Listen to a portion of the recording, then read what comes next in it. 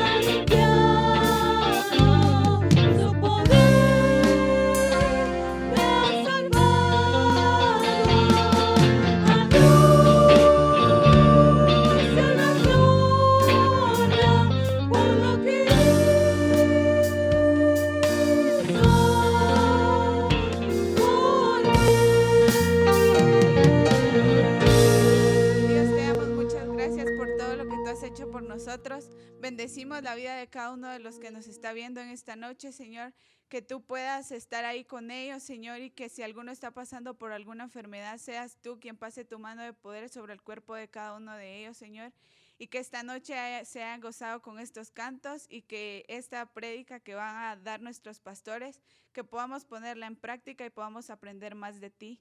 En tu nombre oramos, amén. Dios les bendiga.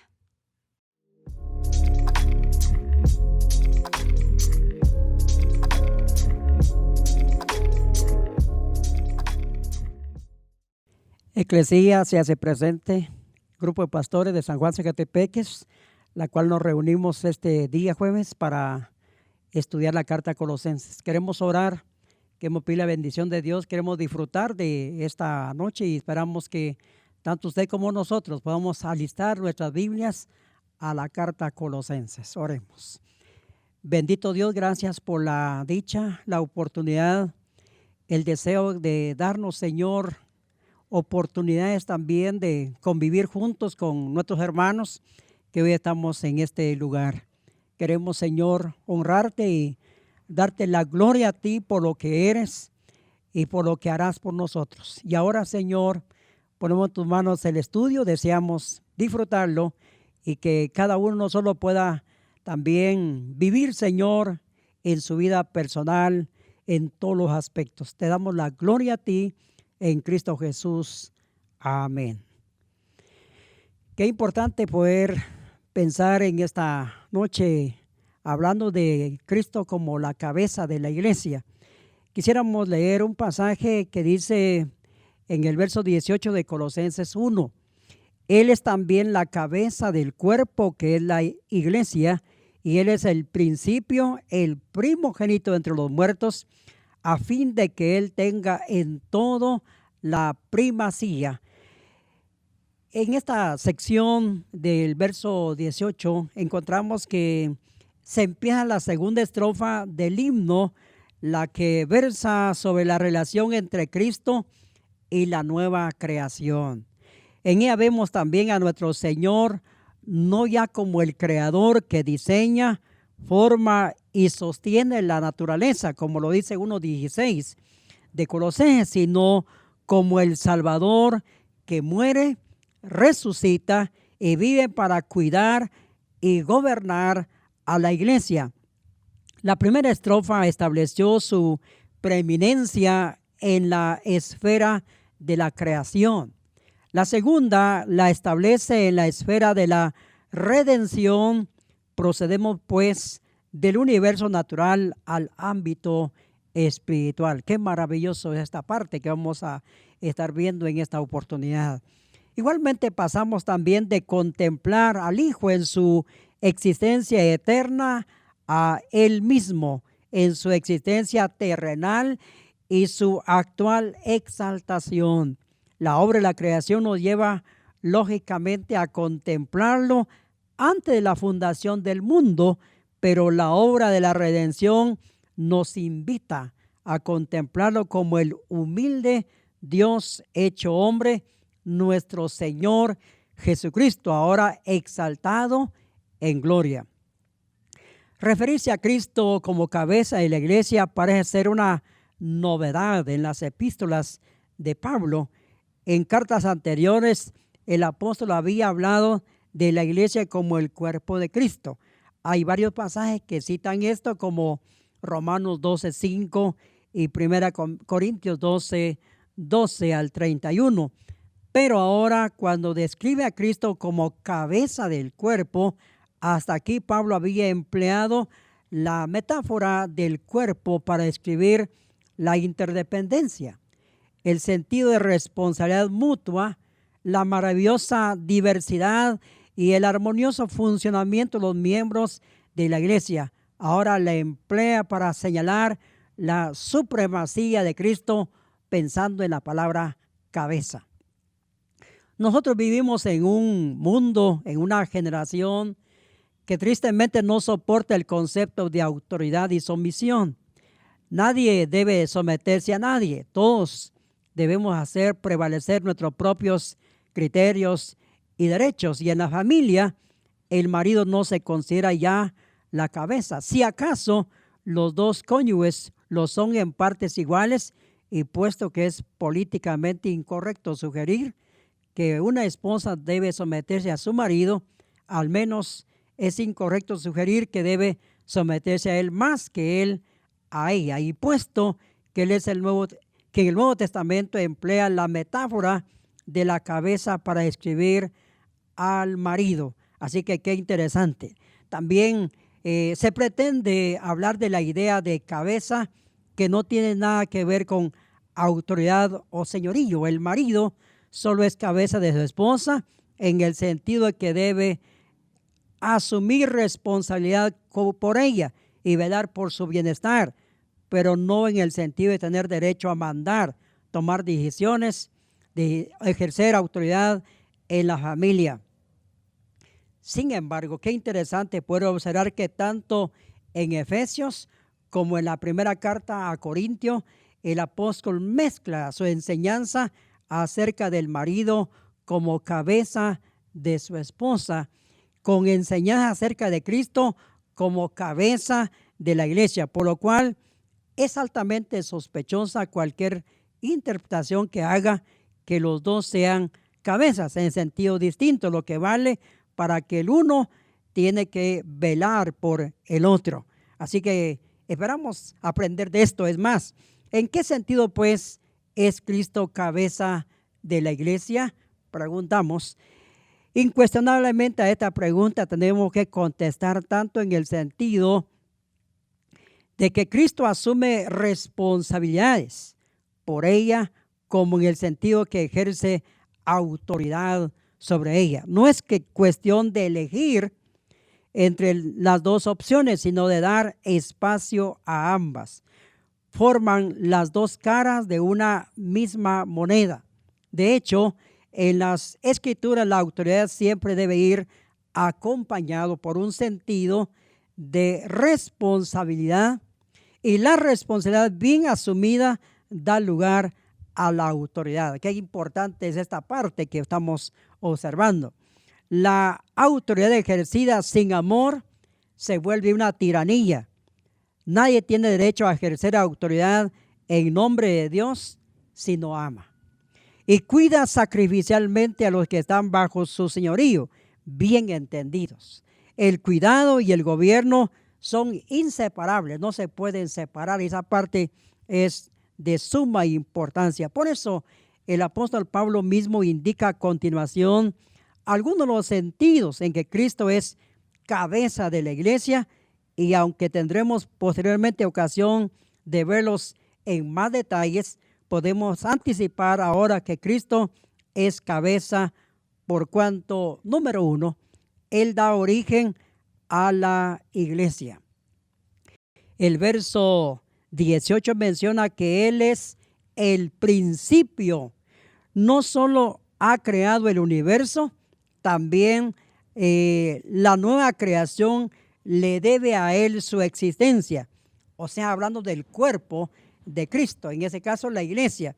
Él la sustenta, la alimenta y le da el crecimiento.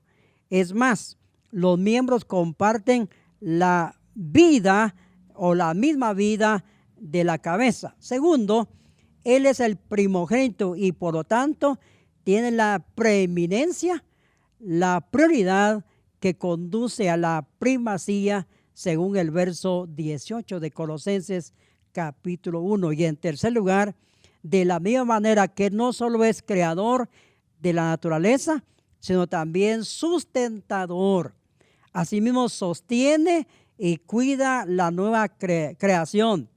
Es cabeza de la iglesia por cuanto la sustenta o le da alimento y es más, la cuida. Y esta parte es muy relevante en el asunto de ser cabeza. Si nos duele un dedo o una muela, nuestra cabeza es la que recibe la información y toma las medidas necesarias para aliviar el dolor. La cabeza vela constantemente por los intereses y el bienestar del cuerpo. Así es Cristo con la iglesia o por su iglesia. Y luego, por último, encontramos y por todas las razones anteriores que hemos mencionado, Cristo también es cabeza de la iglesia en el sentido de ser su Señor y ejercer autoridad sobre ella. Dios le ha dado a Cristo autoridad y señorío sobre todas las cosas. Y aquí hay un pasaje que vale la pena leerlo. Estamos en Efesios capítulo 1, 20 al 22. Dice este pasaje de la siguiente manera. Y dice, la cual operó en Cristo, resucitándole de los muertos y sentándole a su diestra en lugares celestiales, sobre todo principado y autoridad y poder y señorío, y sobre todo nombre que se nombra, no solo en este siglo, sino también en el venidero, y sometió todas las cosas bajo sus pies, y lo dio por cabeza sobre todas las cosas a la iglesia, la cual es su cuerpo, la plenitud de todo aquel que todo lo llena en todo. Qué interesante poder observar el pasaje de Efesios capítulo 1, 20 en adelante. Y concretamente lo dio por cabeza sobre todas las cosas a la iglesia. Esto de todas las cosas significa que Cristo manda en todo momento y en todos los asuntos de la iglesia. Difícilmente puedes cuidar bien a alguien si no puedes ejercer autoridad sobre él. Diagnosticarás un problema, pero serás impotente para solucionarlo si él no acata tu autoridad. Cristo es rey y gobierna con autoridad absoluta en su reino, según el verso 13. Tanto sobre la creación como sobre la iglesia, precisamente porque es su origen, primogénito y sustentador, es decir, porque las ama. Entonces, conscientemente de ese amor, la iglesia se somete gozosamente a la autoridad de la cabeza, en este caso es Cristo Jesús. Qué impresionante. Así que continuamos el estudio de esta noche. Esperamos disfrutarlo juntos con los hermanos que siguen. Gracias al Señor. La Escritura dice que los que hemos recibido, hemos creído y vivimos en la fe de nuestro Señor y Salvador Jesucristo, nosotros pues como miembros del cuerpo de Cristo, la iglesia, ¿cómo debemos relacionarnos con nuestra cabeza? Hay un ejemplo que nos muestra esta enseñanza y es acerca de los esposos. Como es una esposa con el esposo, y debemos entender que hay una correspondencia mutuamente, amor con amor. También se corresponde con sumisión al cuidado, esa responsabilidad del esposo. También lo debe hacer con abnegación y entrega. Por tanto, a nuestro Señor le tenemos como nuestro Rey y acatamos su señorío como respuesta voluntaria a lo que hemos visto en Él. Nos ha puesto en alto como su gloria, nos ha tratado como tesoro especial, nos ha amado hasta sacrificarse por nosotros y ahora vela por nuestro bienestar. Nos cuida también. Por tanto, hacemos las palabras de los ancianos según Apocalipsis 5, 12 y 13, que dice: el cordero que fue inmolado, digno es de recibir poder al que está sentado en el trono y al cordero el dominio por los siglos de los siglos, puesto que Él es la cabeza que nos ama, nos cuida así lo reconocemos a Él como cabeza de la iglesia y como tal tiene el derecho incuestionable de gobernarnos. Para que el cuerpo pueda funcionar de una manera armoniosa, en la que todos los miembros participen en unidad y colaboren en interdependencia, tiene que haber un solo centro de mando y todos los miembros que tienen que estar sujetos a ese mando. De otra manera, el cuerpo sería un caos. Nos imaginamos que nuestra cabeza razona, piensa y ordena, y el cuerpo obedece, porque fuera absurdo que la cabeza nos ordena que caminemos hacia el frente y nosotros caminamos para atrás. Nunca va a suceder eso. Entonces debe haber una unidad, una cohesión, una armonía entre el cuerpo y la cabeza.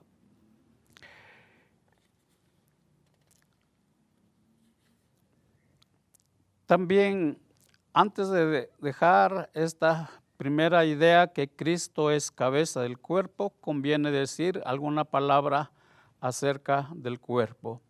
Porque si bien el énfasis del apóstol Pablo no recae aquí sobre la naturaleza de la iglesia, sino sobre el Señor de la iglesia.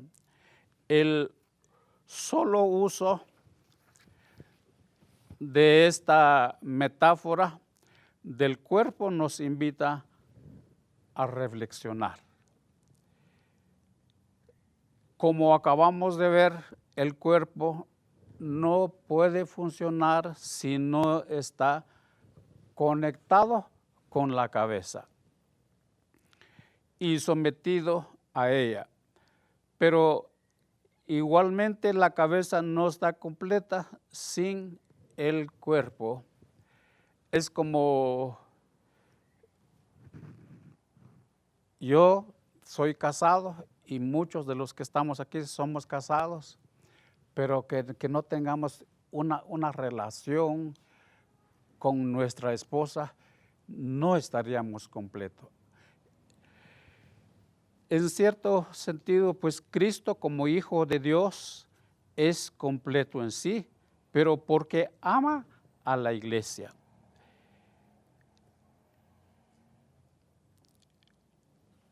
Por eso Pablo dirá en Efesios 1:23 que la iglesia es la plenitud.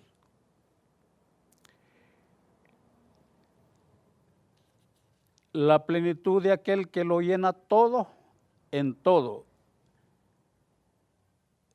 Hermosa paradoja, la iglesia no existiría si no la creara y la llenara. Pero precisamente porque ella está llena de Cristo, constituye la plenitud de nuestro Señor. Y la iglesia como plenitud de Cristo comporta otras ideas también, de la manera que una cabeza no puede actuar sin el cuerpo o el cuerpo sin la cabeza.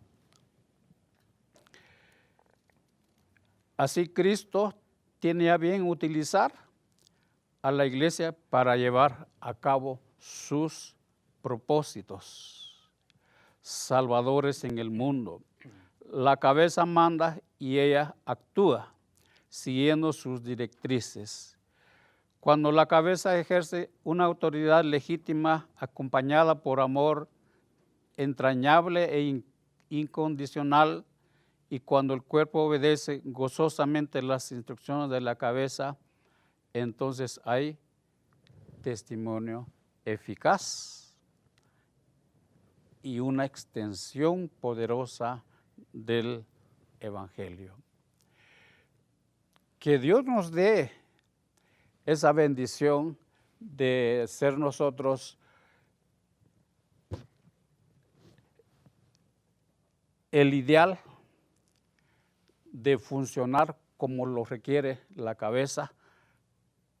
Deseamos la bendición de Dios en nuestras vidas. Seguimos con este estudio con nuestro hermano Ezequiel. Que la semana pasada estuvieron hablando del versículo 17 y 15 y hoy hablamos de Cristo, el principio, según el versículo 18 del capítulo 1. Ya Pablo ya estableció que Cristo es el principio de la creación natural. Hacedor de todo, ante todas las cosas, según el versículo 17. Si vuelve ahora a insistir en que Cristo es el principio, es probable que emplee la palabra con otro matiz diferente, contemplando a Cristo como origen de la creación, no como origen de la creación, sino como origen de la nueva creación. Por eso habla en el último párrafo del versículo 18, dice preeminencia, una palabra que está ahí. ¿Y qué es preeminencia entonces? Pudiéramos preguntar en esta noche. Preeminencia es privilegio o ventaja que goza una persona por razones o por méritos muy especiales. Es por ello en que Pablo utiliza esa palabra, al final dice, toda tenga la preeminencia. Qué interesante cuando el versículo 18 dice, y Él es la cabeza del cuerpo, que es la iglesia, el que es el principio y el primogénito de entre los muertos, para que en todo tenga la preeminencia. O sea, ese privilegio maravilloso que tenía nuestro Señor Jesús en la nueva creación ahora para la iglesia. Cristo es el principio de la nueva creación, al menos dos sentidos, según el uso habitual de la palabra griega empleada por el apóstol. Cristo es el principio por cuanto es la cabeza que da origen a la iglesia, lo que ya leímos en el versículo 18, por cuanto es el primogénito, el primero de una serie de hermanos. Por un lado, Cristo es la fuente de poder y vida que lleva a cabo la nueva creación. Y por otro, es anterior a ella, como lo que fue también en la creación natural. O sea, ya se vio que es la creación natural y hoy estamos viendo la creación, una nueva creación, que es la iglesia. Como acabamos de ver, el concepto de Cristo como cabeza de la iglesia incluye ideas que Él dio origen. Como el cuerpo no puede existir sin la cabeza, así tampoco la iglesia tendría existencia si no fuera por Cristo, el fundador y creador de la iglesia. No solo diseñó la creación natural, hermanos, sino también trazó desde la eternidad el plan por el cual la creación caída sería redimida. Pablo acaba de hablarnos implícitamente de la obra salvadora de Cristo y describe cómo el Padre nos ha rescatado de las tinieblas y nos ha trasladado al reino de su amado Hijo. Y eso ya lo vimos varias veces en el capítulo o el versículo 12 y 13, que dice, con gozo dando gracias al Padre que nos hizo apto para participar de la herencia de los santos en luz, el cual nos ha librado de la potestad de las tinieblas y trasladado al reino de su amado Hijo. Así fue como se dio inicio a la creación, una nueva creación, de que Cristo es la cabeza y nosotros hemos sido trasladados, mis hermanos, de las tinieblas a la luz admirable de su Hijo Jesucristo. Y todo esto apunta a hablarlo explícitamente de la obra redentora de la cruz, mediante la cual, hermanos, la iglesia es salvada y construida como pueblo de Dios, muriendo Él en la cruz. Cristo nos compró con su sangre, nos reconcilió con Dios y nos hizo una nueva familia. Y eso lo podemos ver en el mismo capítulo 1, el versículo 20 al 22, que dice así: por medio de Él reconciliar consigo, habitase toda plenitud. Y sí, por medio de la reconciliación consigo todas las cosas, así las que están en la tierra como las que están en los cielos, haciendo la paz mediante la sangre de su cruz. Y a vosotros también, que erais en otro tiempo extraños y enemigos en vuestra mente, haciendo malas obras, ahora os ha reconciliado en su cuerpo de carne por medio de la muerte, para presentaros santos y sin mancha e irreprensible delante de Él. Hermanos, es un privilegio maravilloso lo que nosotros disfrutamos en la nueva creación, que venimos siendo reconciliados a Dios el Padre a través de su Hijo y somos de una nueva familia. Qué interesante, porque nosotros, cuando recibimos a Jesucristo, Él nos traslada a ser parte de una nueva familia. Pero también, en el principio, por cuanto Él mismo, en el primer miembro, por así decirlo, el miembro fundador de la iglesia constituye una nueva humanidad compuesta por personas resucitadas, de las cuales Cristo es el primero o el primogénito, quien resucitó, por supuesto.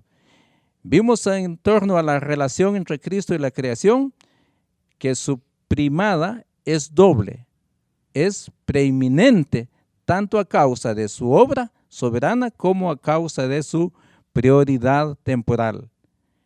Es el primero porque es el creador y porque existe ante todas las cosas.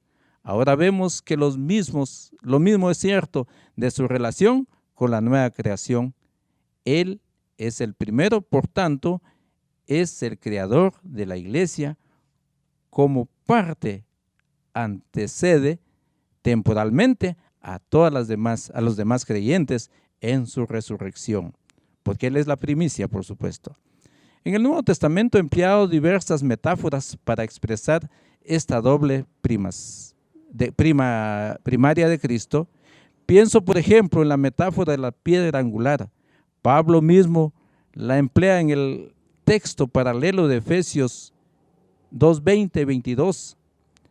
También 1 Corintios 3:10 y 12.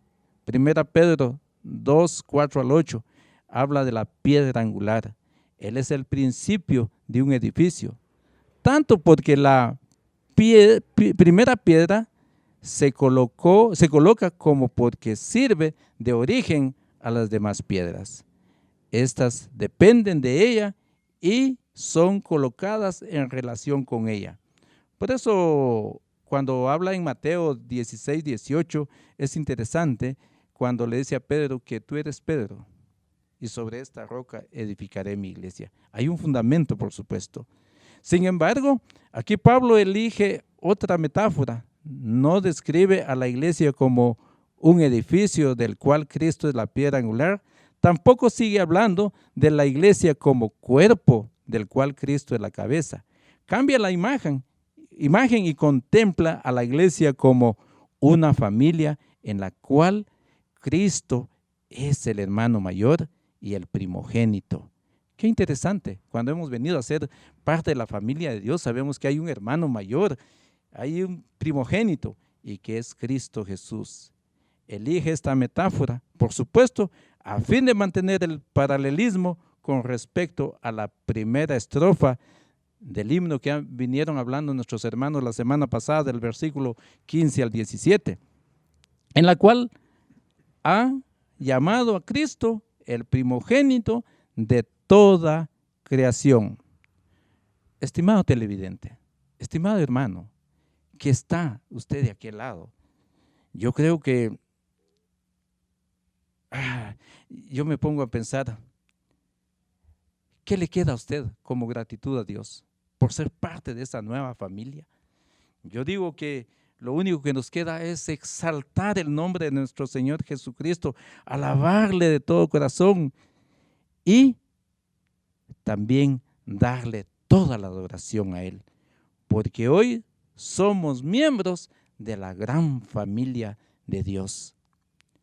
Aunque no teníamos, hermanos, no podíamos calificar nosotros, no teníamos méritos para ser hijos de Dios, sino sencillamente la gracia de nuestro Señor Jesucristo nos alcanzó, y lo único que podemos decir ante este evento de ser parte de esa gran familia de Dios, solo decirle: gracias, Jesús, aleluya, por lo que has hecho en nuestras vidas, y por eso debemos seguir exaltando el nombre de nuestro Señor Jesucristo.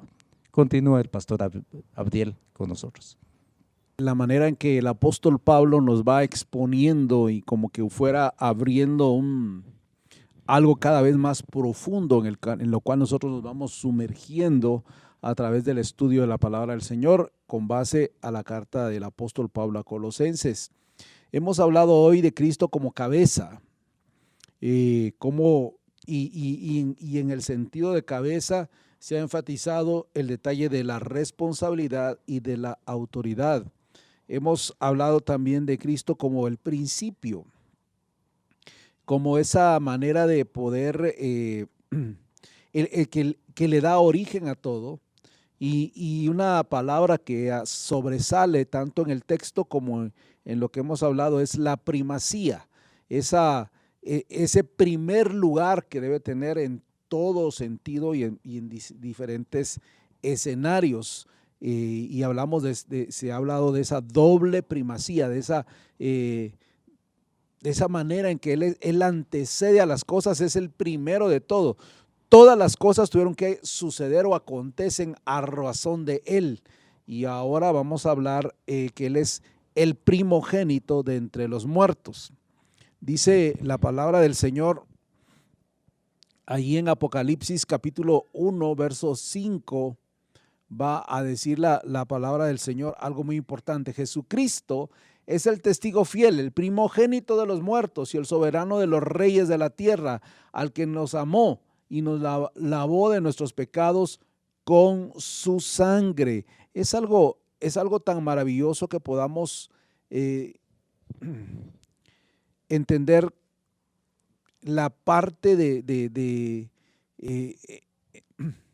cuando habla del primogénito de los muertos, no está hablando de Jesucristo en un estado de muerte, sino alguien que surge de allí, ¿verdad? Pablo nos va a hablar de eso y Juan nos lo ha mencionado en Apocalipsis. Como Hijo eterno, el Señor Jesucristo antecede al mundo creado, porque es creador y él se ocupa y él debe ocupar un lugar preeminente como hermano mayor y heredero. Como Jesucristo hombre, antecede al mundo regenerado porque él es redentor suyo y ocupa en él, o sea, en el mundo, el lugar preeminente como hermano mayor y heredero. No solo es primero porque él es creador y cuida de la creación, sino también es primero porque es como el hermano mayor, ¿verdad? El redentor, ¿verdad? El que se ocupa de esa redención y por eso debe ocupar un lugar muy importante. De pronto en nuestra cultura la primogenitura no tiene una relevancia como lo tenía en la Biblia, pero la Biblia tenía el primogénito privilegios muy reales y muy particulares. Por eso le da preeminencia en ese sentido, o un sentido de preferencia cuando está hablando de esto. Jesús es el primer hombre que ha resucitado de verdad, y por eso va a hablar de primero entre los muertos. Cuando digo que ha resucitado de verdad, es decir, es el primero que resucita para nunca morir. En la Biblia hay otras resurrecciones que se han dado en la historia, que se narran en el texto bíblico, pero son personas que resucitan temporalmente y en su momento van a enfrentar otra vez la muerte normal. Pero Cristo no, Él es el único que ha resucitado para nunca morir, ¿verdad? Él resucita a una vida eterna e inmortal. Dice la escritura allá en Romanos 6:9, por ejemplo, Cristo habiendo resucitado entre los muertos no volverá a morir, ya la muerte no tiene dominio sobre él. Eso es algo maravilloso y es algo que nos da esperanza. Y entonces Él es primero, es resucitado, en resucitar con un cuerpo glorificado. Y me gusta mucho el ejercicio que hace el escritor de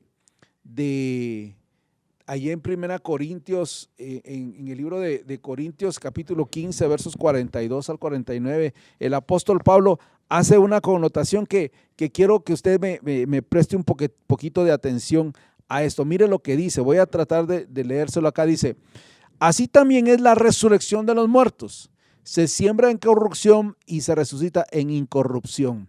Esa resurrección, por eso es eterno, porque ya el resucitado en ese momento no puede ser corrompido nunca más. Y luego dice el verso 43, se siembra en deshonra y se resucita en gloria. De ahí la cuenta gloriosa. Esa resurrección hace a un cambio glorioso. Cuando Pablo lo dice allá en Tesalonicenses, dice, los muertos en Cristo resucitarán primero y los que hayamos quedado seremos transformados. Esa gloria que transforma, esa es una manera de resucitar. También dice, se siembra en debilidad y se resucita en poder. Es un cambio radical porque realmente la muerte muestra nuestra fragilidad y debilidad humana, pero la resurrección demuestra el poder de Dios. Se siembra un cuerpo animal y se resucita con un cuerpo espiritual. Es algo trascendente, importante.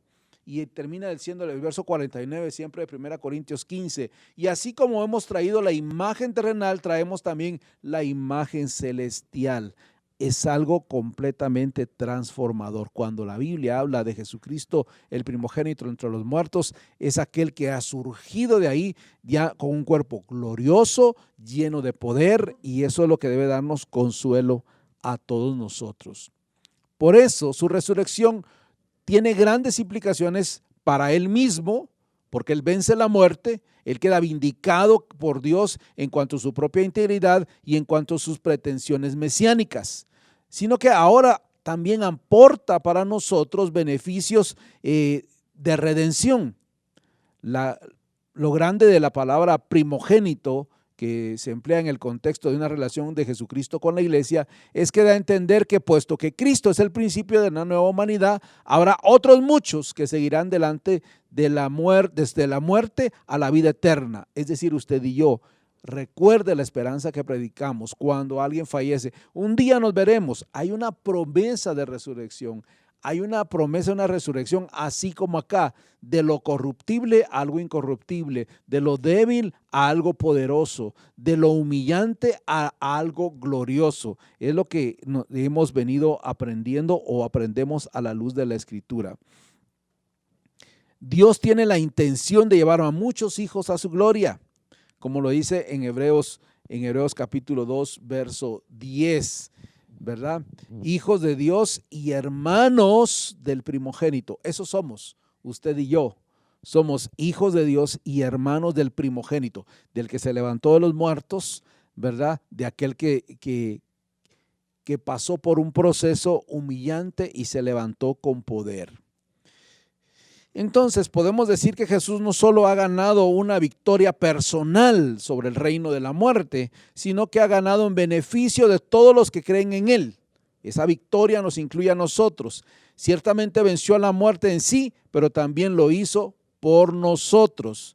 Como consecuencia, no solo es el primogénito entre los muertos, sino también el primogénito entre muchos hermanos, como dice Romanos 8:29.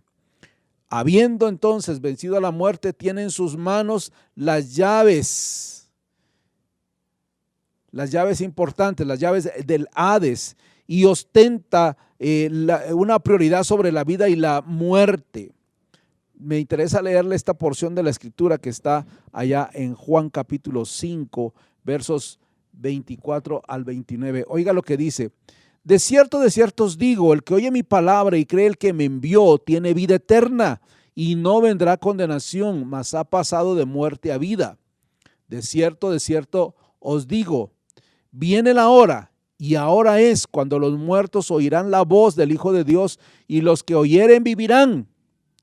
Porque como el Padre tiene vida en sí mismo, así también le ha dado al Hijo el tener vida en sí mismo, y también le dio autoridad de hacer juicio por cuanto es el Hijo del Hombre. No os maravilléis de esto, porque vendrá hora cuando todos los que están en los sepulcros oirán su voz, y los que hicieron lo bueno saldrán a resurrección de vida, mas los que hicieron lo malo, resurrección de condenación. Resurrección de vida y resurrección de condenación. Ese es el poder de Cristo y esa es la esperanza nuestra, la que cada uno de nosotros debemos de mantener. Él ostenta autoridad sobre la vida y la muerte. Él la tiene. Él es el único que la tiene. Por eso debemos de mantener una buena relación. Y dice acá Juan, los que hicieron lo bueno, ¿qué es hacer lo bueno? Haber creído en Él, obedecerle, seguirle, adorarle, servirle, es lo que ese camino que se traza. Podemos leer otros pasajes como Hebreos 2, Apocalipsis 1, donde se forja el camino para los que creen en Él. Él les abre puertas, prácticamente el Señor Jesús nos abre puertas de la vida, ¿verdad? Y es por sobre todas las cosas el autor de nuestra salvación. Cristo es el autor de nuestra salvación.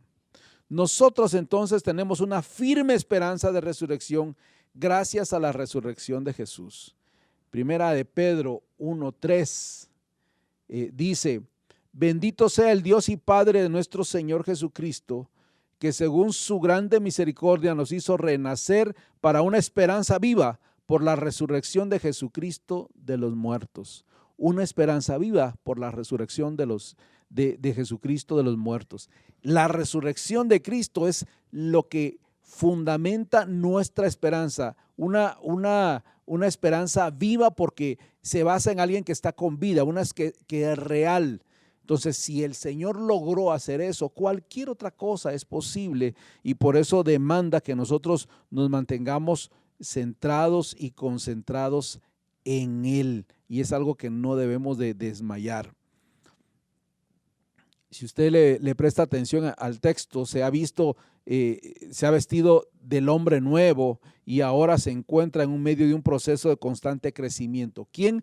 Aquel que ha hecho lo bueno, como decía Juan, aquel que ha sido redimido y comprado con la sangre del Cordero. Por eso Pablo se dirige a los mismos colosenses como aquellas personas que ya han sido resucitadas, aquellas personas que ya tienen la salvación, aquellas personas, dice ahí en Colosenses 3, 1 al 4, dice, si pues habéis resucitado con Cristo, buscad las cosas de arriba, donde está Cristo sentado a la diestra de Dios. Poned la mira en las cosas de arriba, no en las de la tierra, porque habéis muerto y vuestra vida está escondida con Cristo en Dios. Nuestra vida está escondida con Cristo en Dios. Cuando Cristo vuestra vida se manifieste, entonces vosotros también seréis manifestados con Él en gloria. Tremenda la enseñanza que nos da el apóstol Pablo al poner a Cristo como cabeza, como principio, como primogénito de entre los muertos, alguien que es extraordinariamente maravilloso con cada uno de nosotros. Damos gracias a Dios por eso. Por eso, mis amados hermanos, quiero ir terminando mi parte con esto. El hecho de que Cristo haya resucitado y que Cristo nos traza una ruta de bendición, nos hace tener una firme esperanza de cara al futuro de no morir eternamente, sino de una resurrección. Dice allá en 1 Corintios 15:20, mas ahora Cristo ha resucitado de entre los muertos, primicias de los que durmieron, porque ya que la muerte entró por un hombre, también por un hombre vino la resurrección de los muertos. Porque así como en Adán todos los mueren, también en Cristo todos serán vivificados, pero cada uno en su debido orden. Cristo, las primicias, luego los que son de Cristo en su venida. Hay un proceso, hay algo extraordinario. El forjador de la nueva creación vive, nosotros también vivimos y viviremos. Él es el primogénito entre los muertos y las primicias de resurrección, que somos nosotros, que es el pueblo, aquellos que creyeron en Él, ¿verdad? Es el comienzo y es el principio de algo glorioso que viene más adelante. Hermano amado, este himno que se esboza en el capítulo primero, que nos hace entender una realidad de Jesucristo, que lo pone como el principio, el primero de todo, es algo que debe darnos una esperanza constante en medio de cualquier adversidad, de cualquier situación complicada y difícil. Él está ahí y tiene el poder, tuvo el poder para vencer la muerte y tiene autoridad para levantarse de la muerte. Mucho más va a estar pendiente de nuestras necesidades y atendiendo a cada uno de nosotros, y nosotros que somos el cuerpo de Cristo, el cuerpo como iglesia, como dice acá también, tenemos esa certeza de que Él, por un lado, es responsable de nosotros, nos cuida responsablemente, y por otro lado es nuestra autoridad, y por eso no dudamos en sujetarnos a su autoridad, mucho más sabiendo lo responsable y amoroso que es con cada uno de nosotros. Vamos a seguir adelante en este estudio y nos ayuda en este tiempo nuestro hermano José Ricardo. Que el Señor me los bendiga. Es un privilegio de veras poder hablar de las palabras de nuestro Dios Todopoderoso. Ya lo decía el hermano Abdiel, de que como hijos amados somos bendecidos, porque Dios ahora, como el Cristo, el preeminente, Dios, Él resucitó. Nosotros tenemos esa bendición de que si nosotros hoy venimos a Cristo y le creemos a esa palabra, pasamos de muerte a vida eterna.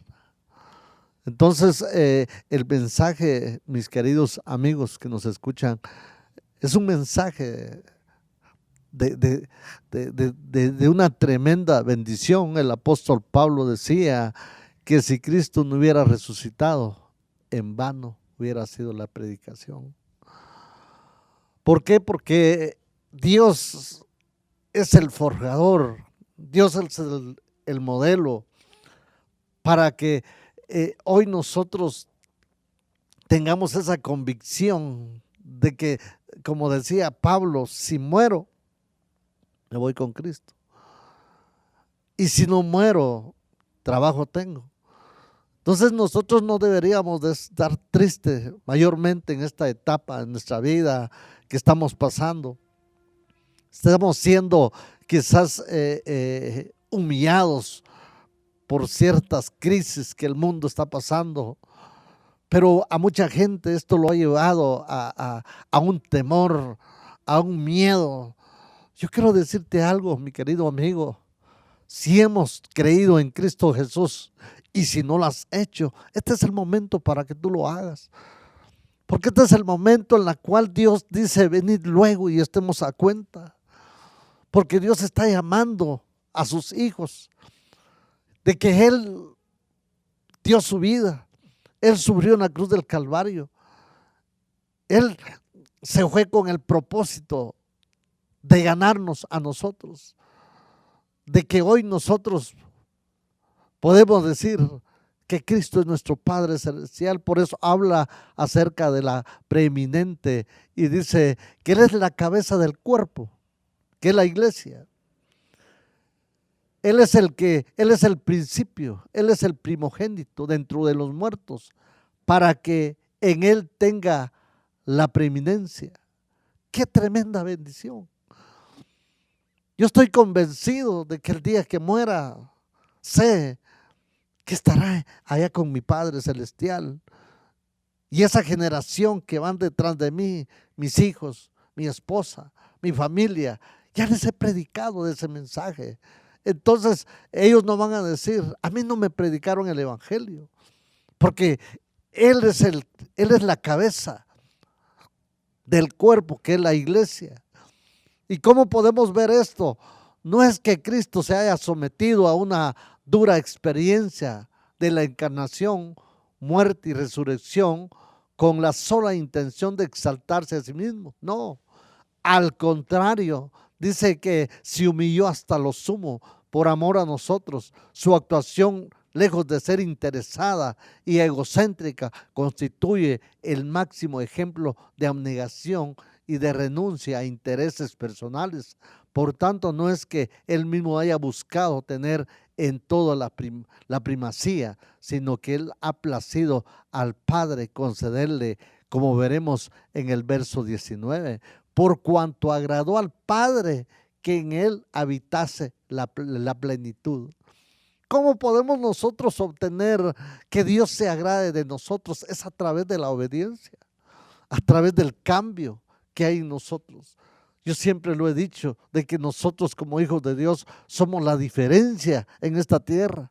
Nuestro testimonio, porque a Dios le agrada la obediencia. Por eso dice una parte allá en Isaías, de que Él ya no quiere sacrificios, sino que Él pide de nosotros obediencia. La obediencia, eso agrada al Padre. Por eso habla, sin embargo, una de las marcas del auténtico creyente es que su voluntad se identifique plenamente en eso, con la voluntad del Padre. Entonces, como cristianos, habla acerca de Colosenses 3:10. Oiga lo que dice: y revestidos del nuevo, el cual conforme a la imagen del que lo creyó, se va renovando hasta el conocimiento pleno. Por eso habla 2 Corintios 5:17, que de modo, si estamos en Cristo, nueva criatura somos. Tenemos que pedirle al Señor que nos renueve todos los días de nuestra vida. Por eso habla, sin embargo, una de las marcas del auténtico creyente, que es su voluntad, se identifica plenamente en eso, con la voluntad del Señor.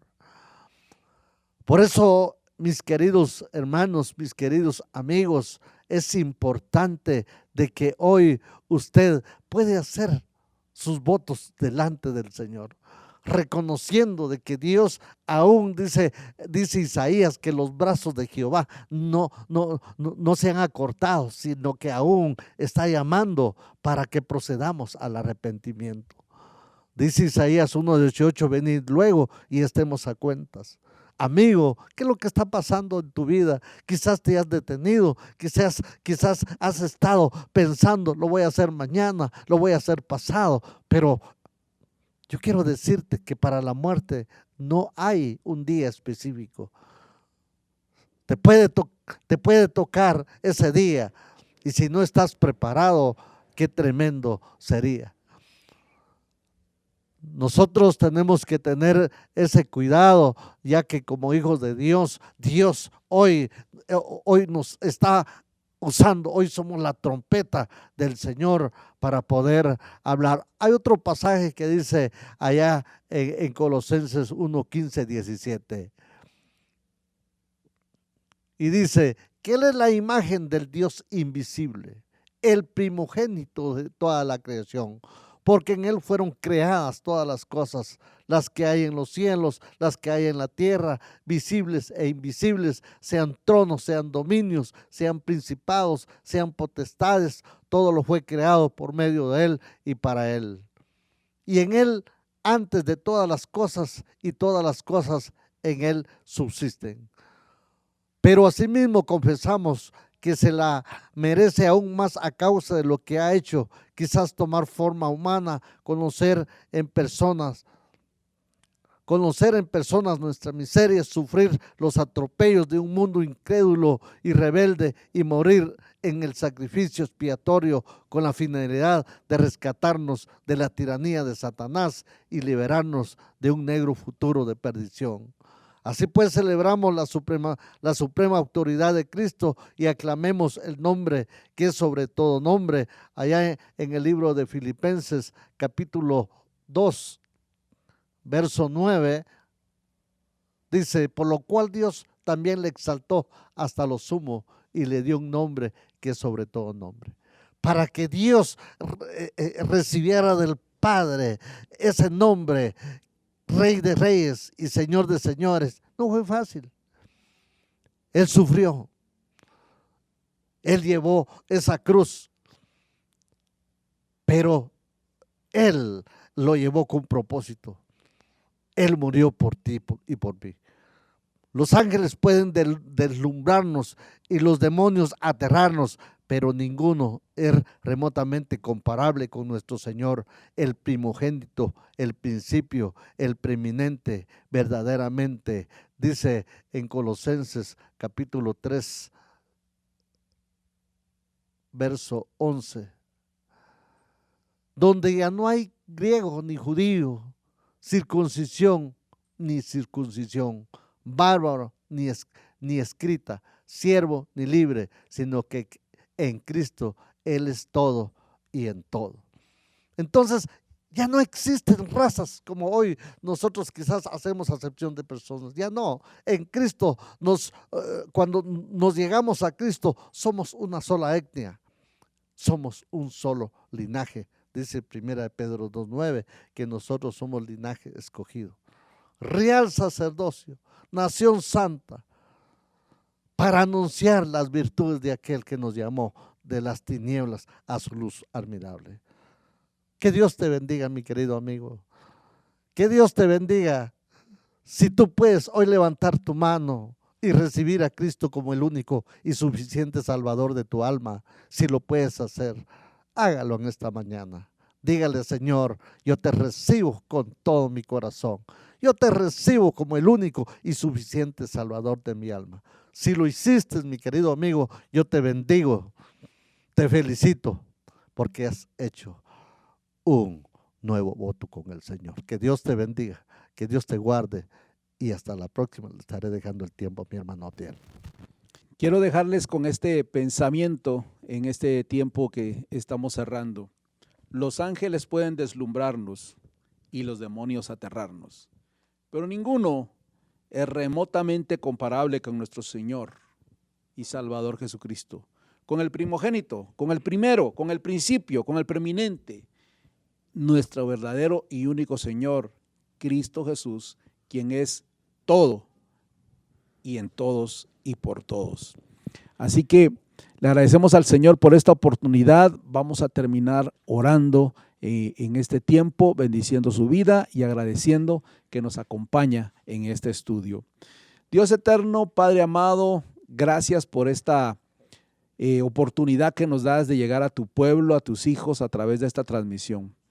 Bendícele, Señor, bendice a aquellos que han prestado atención y les recordamos que tú eres la cabeza, que tú eres primero, que eres el primogénito de los muertos, el que se levantó, venció la muerte, que eres nuestro Señor y Salvador Jesucristo, que eres el principio de todo y que eres el primero, y queremos y oramos que seas el primero en nuestras vidas, en todas nuestras decisiones.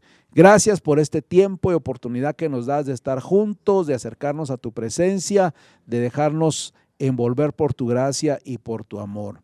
Bendice a tus hijos, bendice a tu pueblo, bendice a los pastores, Señor, que están hoy con nosotros. Damos gracias porque ya tenemos algunos de ellos con nosotros que no habían podido estar. Les bendecimos en el nombre de Jesús y agradecemos, Señor, este tiempo y oportunidad que nos das de llegar a los hogares de tus hijos a través de esta transmisión. Gracias, Señor. Oramos en el bendito nombre de nuestro Señor y Salvador Jesucristo. Amén y amén. Recuerda, hermanos, somos Eclesía, Pastores Unidos para la proclamación del Evangelio desde acá de San Juan, Zacatepeques. Bendecimos su vida, la paz del Señor Jesucristo esté con todos nosotros. Nos vemos en la próxima.